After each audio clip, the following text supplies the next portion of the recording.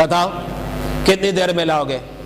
اب وہ جو انسان کھڑا ہوا وہ کیا کہتا ہے؟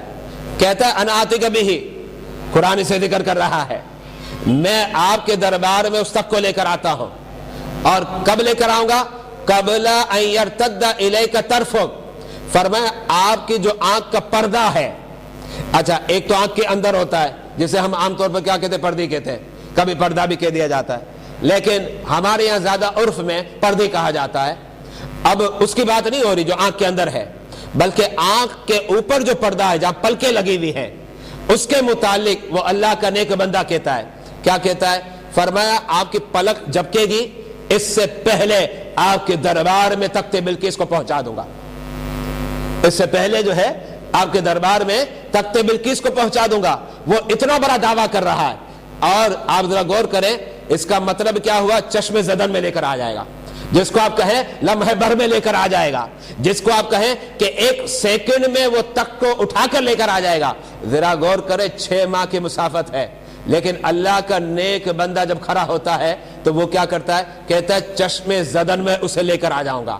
اب مجھے بتائیں کہ اس اللہ کے نیک بندے کا اتنا عظیم مقام ہے، اتنا بلند مقام ہے کہ وہ لمحے بھر میں اور چشم زدن میں تخت بلقیس کو ملک سبا سے، اس کے محل سے اٹھا کر دہلیز سلیمان علیہ السلام پر پیش کر دے گا۔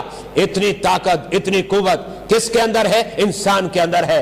جن کے اندر وہ طاقت نہیں، جنات کے اندر وہ طاقت نہیں، لیکن وہ طاقت رب ذوالجلال نے انسان کے اندر رکھی۔ لیکن ایک بات ذہن میں رکھے گا، انسان کے اندر یہ طاقت ہے، لیکن شرط کیا ہے؟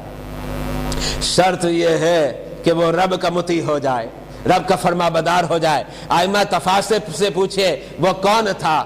بنی اسرائیل کا ولی تھا، حضرت سیدنا سلیمان علیہ السلام کا قریبی رشتہ دار تھا، اور قرآن نے اس کا نام ذکر نہیں کیا، لیکن ائمہ تفاسیر بتاتے ہیں کہ اس کا نام عاصم بن برکھیا تھا، جو بنی اسرائیل کا ایک عظیم ولی تھا، حضرت سیدنا سلیمان علیہ السلام کا امتی تھا۔ ذرا غور کرے، حضرت سیدنا سلیمان علیہ السلام کا امتی ہو، بنی اسرائیل کا ولی ہو، اور وہ اس عظیم مقام پر پہنچ جاتا ہے کہ لمحے بھر میں تک کو اٹھا کر بارگاہ سلیمان علیہ السلام میں وہ پیش کر دیتا ہے۔ یہ مقام جو ہے اسے ملا ہے، اور کیسے ملا؟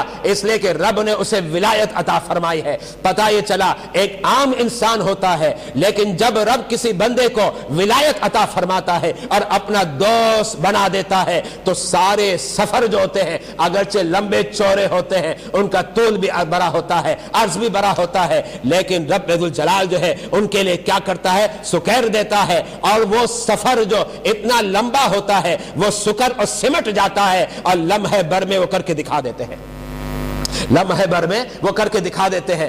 یہ تو اللہ کے ولی کی شان ہے، اور وہ ولی جو بنی اسرائیل کا ہے۔